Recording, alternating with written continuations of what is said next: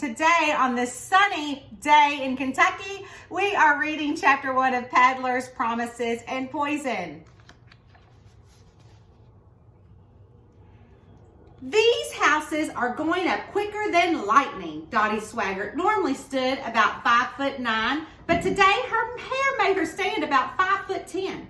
The effect was directly related to the fact that she left the pink foam curlers in her hair too long, making her head full of red curls stand up even more with the help of some very strong hairspray.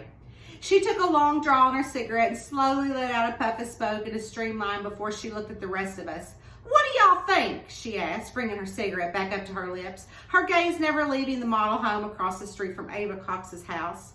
Beth Hager, Ava Cox, Adie Fawn, Queenie French, and I stood next to Dottie on the edge of Ava's driveway, looking over at the beginning of what was going to be a newly developed subdivision on a very rare plot of land in the Daniel Boone National Park in our small tourist town of Normal, Kentucky. I mean, y'all got to be pulling my leg. When we sit here and look yonder at what they're doing to our park. Dottie didn't wait long enough for us to answer her question. I can't believe my eyes. I never figured the day. She slowly shook her head. All of us shifted at the same time to take in a better perspective. Not that any of us disagreed with Dottie. We all had concerns about hurting the integrity of the land, especially when most of the land was mountains, hills, caves, and cliffs. Honestly, Dottie kept putting her 2 cents, which according to her would be worth $1 million. And unless you had $1 million, there was nothing we could do about the development but voice our opinion. And even then, it was only amongst ourselves, like we were doing now. I'm gonna blame it on you two. Dottie shook a finger at me and Abby Fawn. Now, wait a minute. Abby, in her late 20s, was the youngest of the group. She was a local librarian and a Tupperware consultant for Normal, who just so happened to be a whiz at all things social media. If it weren't for us, Abby turned her head to look at me as she referred to me being the part of us. Her long brown ponytail swept to one side. Then our economy wouldn't be doing so well, and maybe your job would have been in jeopardy. Well, I don't think it's too bad. Beth Hager, the voice of reason in our group, always looked at the bright side of things. The houses here are really super nice. She shrugged and looked around with her big brown eyes. She pushed her blood bangs back from her eyes and tucked a strand of wavy chain-link hair behind her ear. From what I understand, from overhearing Lord Hornbuckle, the National Park Committee has taken extra precaution to make sure the land isn't compromised, and they're making sure there's plenty of land for the animals and their inhabitants. I'm not so sure about that. Ava, the local attorney, who had just moved to Normal, crossed her arms across her baggy top that hung off one shoulder. She looked very sophisticated with her long black curly hair pulled to the side, even though she had on a pair of leggings. She had the prettiest olive skin. When I first moved in, I had a few deer that would show up every day to eat the clover near the stream. And when they started with all this construction, I don't see them regularly anymore. See, that proves my point. With all these people moving into Normal, it just can't be right. We're going to be so congested in this little community, Dottie snarled. I knew it when you come up with all these grand schemes of building up the campground and giving all this attention to our little town that people just couldn't stand it. They came to vacation, hiking, God knows whatever else they're doing in the woods, and now they want their piece of the pie. Well, most people come here to do all things that are to do with nature, that they don't want to harm the park, and most don't even have the money. I had been privy to a lot of the National Park Committee's concerns since most of them were brought up in the meetings. I knew because I was on the committee. Beth, I glanced her way, knowing I just couldn't let what she mentioned pass without getting full details. Who told you the committee has taken extra steps to ensure everything is done properly? I've not missed a meeting or heard anything come through about it. I made myself a mental note to look into it. The National Park Committee had already had this month's meeting, and I would clearly remember if there was some sort of discussion with this property. Really? Beth's eyebrows arched. She gave a hesitant shrug. Oh gosh, I guess I better stop eavesdropping. She grimaced in a joking way. I was cleaning Judge Himmer's house, and his wife was on the phone talking about a development and how they had gotten some big-time geotech firms here from Lexington to assist the land. And by the way she was talking, I thought she was talking about here. Beth shook her head. See what assuming gets us? Y'all are always up to something. Beck Greer, Ava's 10-year-old neighbor, stopped his bike in front of us. Y'all are all lined up. What's going on? Did your mama send you over here to be nosy, Beck? Dottie's mouth had 0 filter on it. Dottie, I scolded her, even though she was much older than me. What? She didn't make no bones about it. You and I both know he repeats things. Besides, don't you got some lawns to mow or weeds to pull? She said to Beck. Beck was very entrepreneurial for his age. When the laundry club ladies first met him when Ava moved into her new home, he handed us a business card with his name and title, The Mow Monster, telling us about his gigs around the neighborhood of helping the homeowners with various tasks around the yard. His eyes lowered as he glared at Dottie. Hey, Beck! Ava smiled at the young boy and sucked in a deep breath as she interrupted the standoff between Dottie and the young boy. We're looking at the model home. Isn't it pretty? Pretty? I think it's an eyesore, and everyone is going to regret letting all this construction go up. And they are expensive, too. They have all this fancy marble and hardwood floors, 2 ovens in most of the kitchens. He held up his 2 little fingers while he used the other hand to steady his bike.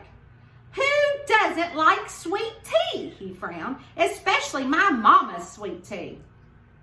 I'll bite. Abby was amused by Darby Greer's little mini-me. Who doesn't like your mama's sweet tea? Chelsea O'Connell.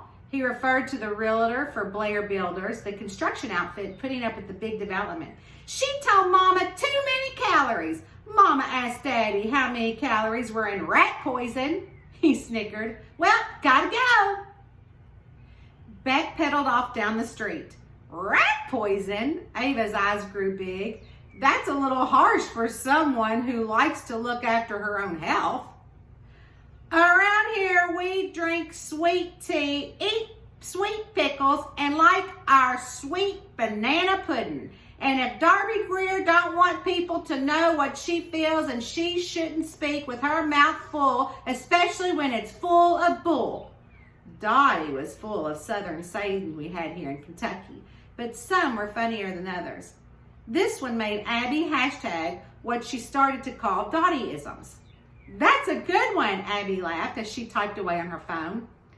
Dottie, you should be ashamed of arguing with a 10-year-old boy, I told her. Well, it's true. He hears his mama carrying on with the rest of these snooty people in this neighborhood. She pinched a glance at Ava. Well, not you, Ava. You're just a smidgen snooty.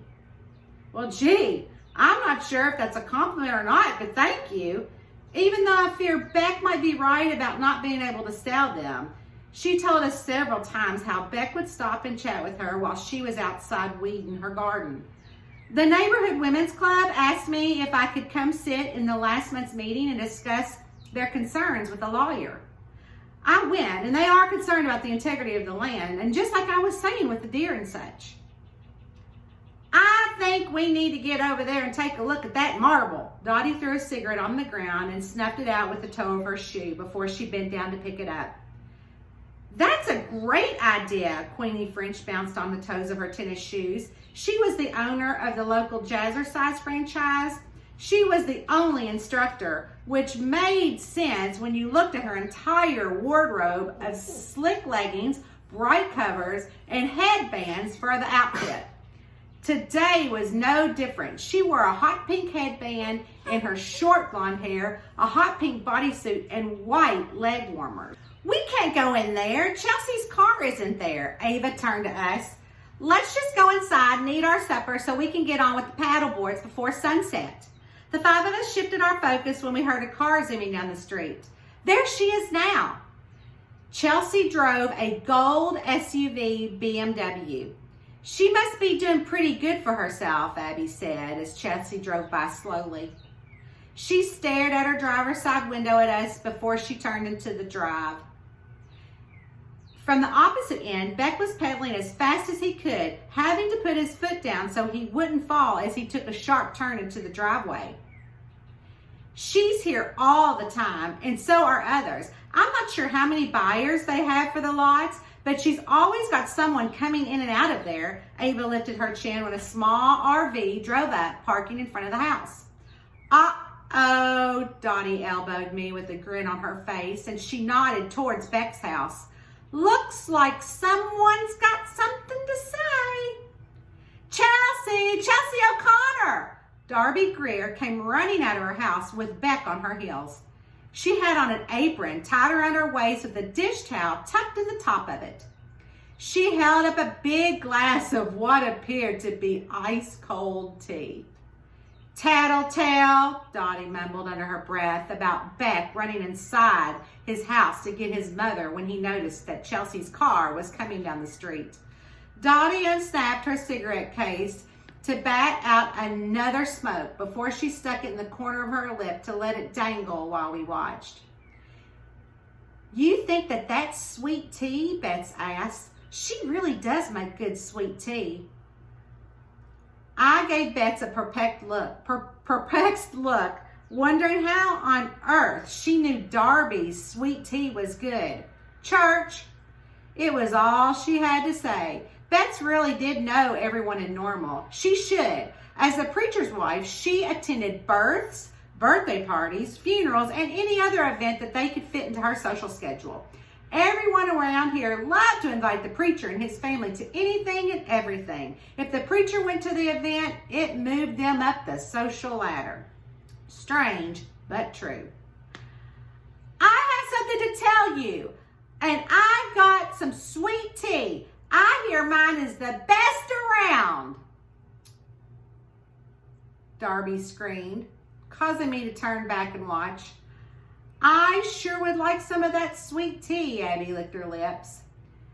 You can run in there and lock your doors, but the women club has something to say to you, so you can take that back to your boss. Darby Greer wasn't letting up. She picked up the speed, and with her free hand, she jerked the dish towel from her apron, twirling it like she was at some sort of sporting event and rooting for her team. Only her scowl told me that she and Chelsea were on opposite ends. Ladies, Darby Greer greeted us on her run by, still flailing the towel above her head and carefully steadying the sweet tea so not to spill it. We all greeted her with a smile and a nod, but didn't turn away because we all wanted to watch what was going to happen. Listen to me, and I want you to listen to me good, because I'm only going to say this once, Chelsea O'Connell said. She had on a gray pencil-thin skirt with a tucked-in cream short-sleeve blouse that showed off her svelte figure. Reminded me of the days when I wore fancy clothes instead of the baggy sweatshirt with the Happy Trails Campground logo and bleach stain on it. Chelsea took the tall glass of tea from Darby. What's she saying? Dottie's head wiggled like a bobblehead, almost as if she was trying to read their lips. I can't hear them. I don't know what she's saying, but she sure does look mad, Abby noted. Look at her lips. Which one? Bets asked, because they both looked like they had something to say. Both, I said, and then looked away when I noticed Darby had twisted around to come back. Stop gawking, I said. How else are we supposed to see what's going on if we don't watch? Dottie asked, garnering a few snickers from our group. Just about that time, a sheriff's deputy car drove by as slow as if he knew something was going on with Darby and Chelsea. Uh-oh, Dottie dragged out the concern. All of us continued to watch. Al Himmer is just itching to get that gun out of his holster. Darby jerked her head back to look at the sheriff's car. As soon as he passed, as though he figured nothing but friendly neighborhood chit-chat was happening, Darby turned right back around at Chelsea and jabbed a finger at her. I heard Al made deputy. Beth swiveled her head to make sure what she could see in good view. It's a good thing. If anyone on the force is a Barney Fife, It's that lanky kid, and I reckon he got on because of his Uncle Gabe Himmer. Dottie was probably right about the judge having some influence on his nephew making the department, especially since I heard Gabe had been more of a father figure to Al. But I kept all that to myself. There was only one conversation that needed to be taking place at this time, because I couldn't even keep up with the others. These ladies could go from one subject to another, as fluid as water ran and kept up. "Thanks for the tea, hun," Chelsea said, loud enough for us to hear, and she held up the glass with a sly grin. "You will regret talking to me like that," Darby yelled one last time at Chelsea over her shoulder on her way back across the street, like she had the last word before she passed us on the way over to her house. The couple in the RV got out of their camper and walked up to Chelsea. The woman had on a baseball hat, and the man had a nice head of thick, curly blonde hair. "What are you gawking at?" Dottie poked me in the ribs. "Her Gucci," I sighed. I used to have a lot of those nice bags. I know it sounded so spoiled, but I did love a good handbag. And I'd snuck one with me in the camper when I lost everything. Well, I smuggled a bag and a pair of socks where Paul had left me some cash, but I believed was my 401k that he had stolen from me. After he floated up dead in the lake at the campground, I was Hank Sharp's #1 suspect. I needed a little information from the bank, and Aunt Darty, the bank teller, was more than happy to take a bribe, my Gucci bag, for information. "I'm sorry about that. Let's go in and look around," Chelsea apologized to the couple in the RV, her eyes grazing our shoulder, and she focused on us as she waved. All of us waved back. "That woman boils my blood," Beck had returned. "Boils your blood, huh?" Queenie laughed. "You mean she boils your mama's blood?" "And mine too," he pointed to himself. "Violet Reinhammer will be able to bring this whole thing to light and get some attention." "Violet Reinhammer?" I rolled my eyes. "Let's go eat. I'm starving." Violet Reinhammer was a local newspaper reporter. Not only was she on the television news, but she also wrote for the local paper, editor-in-chief of the Normal Gazette. She'd do anything for a scoop on a good story. Apparently, Darby Greer was figuring this was a good story. It certainly had the makings of a good story. I could see the headlines now. "Local development sends neighbors into an uproar." I could see the chipper young woman with her blonde hair neatly parted to the side and layered in loose curls around her perfect teeth, and the big smile standing in front of a camera of the model home in the background to deliver gossip for the day. Made my stomach curl. "You just don't want to talk about Violet," Bets winked, and all of us turned to go inside. "Who does?" Queenie said. She was always doing some sort of movement to keep her blood pumping, and this time she had her arms out, shoulders level, doing arm circles. Before we all walked into Ava's house, I glanced over my shoulder where I noticed Chelsea was glaring over at Darby Greer's house before she slid her gaze back to me. Our eyes locked for a few seconds before she turned on those high-heel shoes of hers and trotted into the house, slipping her hair to her back. Chapter 1, Paddlers, Promises, and Poison.